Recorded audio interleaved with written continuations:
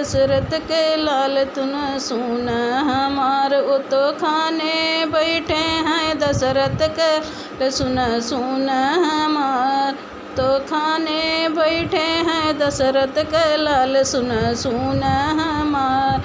खाही के देबै तोहें चार चीज देबै, खाही के देबै चार चीज देबै, पूड़ी सब्जी और चटनी अचार। जेवन बैठे हैं दशरथ के तनी सुन हमार, जेवन ही बैठे हैं दशरथ के लाल तनी सुन हमार।